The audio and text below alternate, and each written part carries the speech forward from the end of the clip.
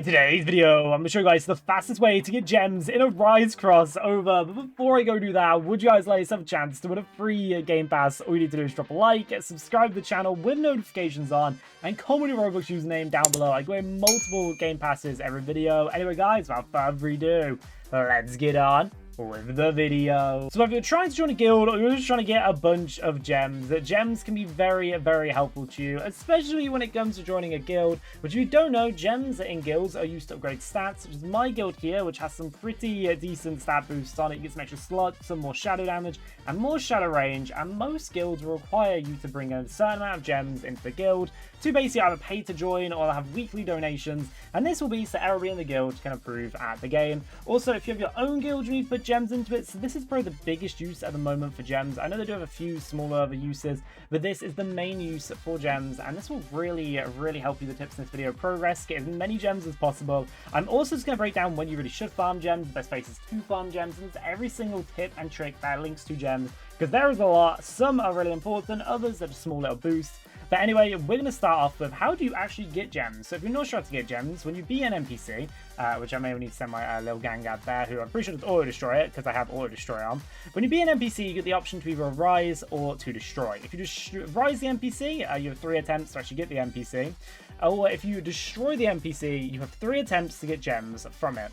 The gems in the first 4 areas are so small that even if you're planning on joining a guild, I just would not at all worry about that and purely focus on progressing through the game, as the amount of gems you get, it's negligible. You're not going to notice it. A guild won't really care about donations, as one person in the higher area could get more gems than you can get in a whole day of grinding just by beating one NPC. So for the first 4 areas, and these areas are, just so you guys know, Leveling City, Grass Village, Brum Island, and Face Hill, I would say gems are not at all worth your time, as you don't want to farm for them. You just want to purely in them areas, probably focus on rising the NPCs, improving the game. But when you finally make it for Key Kingdom, I'll go ahead and show you guys how to farm gems the most effective way. There's just a few other methods that I will mention in this video, and I will go over some things in between that as well. But to begin with, we are going to be talking about brutes. Now, brutes, if you don't know what they are, they're the bigger NPCs. Every island has them. I'll show you where they are in the kingdom, and I'll show you where they are on the other islands as well, just in case you are curious and you're trying to find them. Brutes are these big NPCs. There'll be one brute per NPC. Usually, sometimes there's 2, especially for the higher level ones. But basically, when you beat these, you get 5 times the amount of rewards. It means 5 times the amount of cash, 5 times the amount of XP, also 5 times the amount of gems, as long as you manage to destroy it. So make sure you do have destroy on. There's a really useful feature that you can use, and it is called auto destroy. This will save you a lot of time when it comes to doing this. So how to use auto destroy? You want to click on settings. You want to scroll down past the performance section and go to the gameplay section. Go to auto destroy, press open, and basically what you want to do is, this is for units you no longer want to have anymore. So these are ones you want to turn to gems. So whatever you're farming for gems, or for example, if you're doing a dungeon, you're trying to get dust, you want to make sure you've just went ahead and X'd all of them. I've X'd all the normal NPCs. The only ones that still get are the bosses and ant soldiers. I don't actually have any SS ant soldiers yet, which I just want to get one for the collection. But you can destroy them, and that means you don't need to worry about pressing any buttons when you do beat the NPC, and you can beat it as if you're normally auto rising it, but it's just auto destroy, which is the difference. Please also make sure you do have auto destroy turned on. If you don't have auto destroy turned on, you will not auto destroy even if you have the settings on.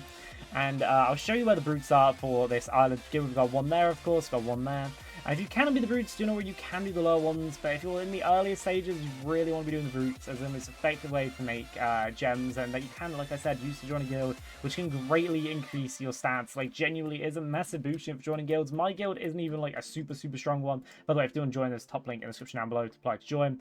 And we're still getting some pretty good boosts. We've got our shadow boost there, I think about 40 times. We've got some shadow range boost and an extra shadow slot, which is crazy to have. And as this game goes on, guilds are going to become more important, and they do require gems. And honestly, this is the main thing you're using gems for. You can also use gems to find mounts as well, but realistically, it's good for joining guilds. Anyway, the next area you want to farm in gems, and it goes chronologically how the game is the chainsaw area, or I think it's called something city. Nippon City will be the next area after Lucky Kingdom if you are attempting to farm gems. I'll show you what the brutes are on here, and do not worry, I'm not just going to go into each island showing the brutes, although I will be doing that. I'm not just going to be doing that. I do have some more tips I want to mention in between. I am also going to go over some more really effective ways that no one really talks about to farm gems, so do stick around to that.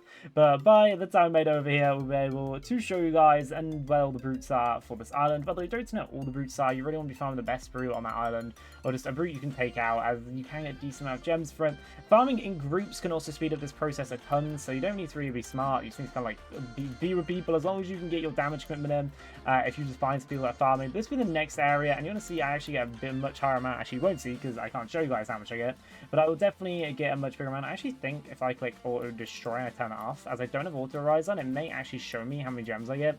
So if I take out this NPC, and here it is, so it's rise, and then if we click destroy, we get billions of gems every time we succeed to do it. You can only succeed once per NPC, so it's a billion for a normal NPC. And then if I take out a brute, I'll just show you guys the difference just by how much brutes really do escalate that.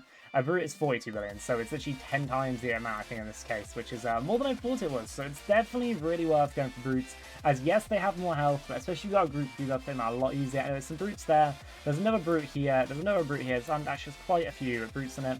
And if you farm them up, of course, the higher level and the higher health, I believe that just means you get slightly more gems. You can't really control that. It's just kind of how they arise and spawn. Now it's 42 billion there. So yeah, it does range a bit between how much gems you get per one.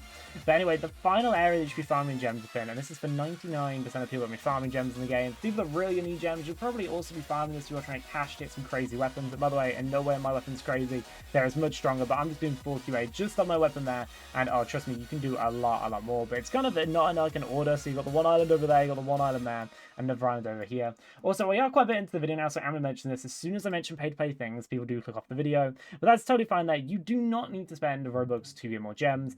You can actually use tickets, but even if you don't have that, the 2x gems game pass is going to be one of the most useful things you can acquire in the game if your pure goal is to find gems. It will literally double the amount of gems you get. You can buy it from tickets, which you get tickets normally from being dungeons. You do not need this. It will help you out. You can also, and again, this one you really don't need. This is just more quality of life.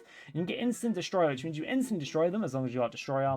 So you save you a few seconds clicking burns, which will be useful in some later steps in the video, but this is not needed. The main one you need for this to be really effective is 2x gems.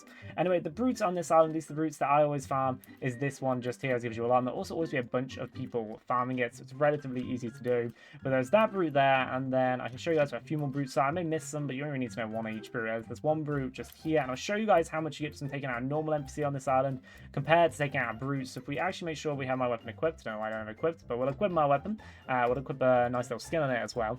And I'll show you guys 280 billion for beating that normal NPC there. But if we beat this big NPC over here, I'm going to show you guys how much we get. 2.1 trillion gems, which that is actually quite useful there, and that is really going to help you progress. Honestly, if you are farming gems, I'd recommend going AFK with an auto clicker, as that will help you out a bit. Of course, you do have auto attack, going to make it a little bit easier, or you do have a good weapon. But there's the one brute there, there's the one brute in the middle, there's another brute over there, and there's one more brute over here. So now you guys know how to farm gems with brutes. The next way is dungeons. Now hear me out. Dungeons are not the most effective method to farm gems usually. If it's a red gate dungeon, so it's one of them big red gates, and it is all the way over in Moritown, or I suppose Nippon City, it means everything in there will be a brute spawn, so the boss version of the unit. Now, normal bosses don't really get much, and normal MCs don't get much, like I mentioned. Brutes give 5 times the amount.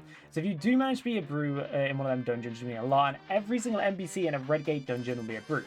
There's a way you can boost this even further. Now, this is for the people that are only incredibly dedicated to get gems. And honestly, this won't give you a massive amount extra, but it will give you a bit extra, and this is getting gems runes when you do these dungeons. You can actually stack these, to my knowledge, so you can fill up, I think it's about 4 or 5 of them until they'll all start to fill, and it means you'll get extra gems. This is very expensive, and I'd only recommend this for people that are really, like the top people that are trying to get gems in the game, if you're really like a top-based guild, and maybe you're doing this in groups, you all get the chance to get the extra gems, and you're all sharing the clearing rewards from it. So you want to make sure, if you are doing this, you are basically really high in the game. Just give you an extra 10% gems, so it's worth mentioning, although for most people this won't be relevant.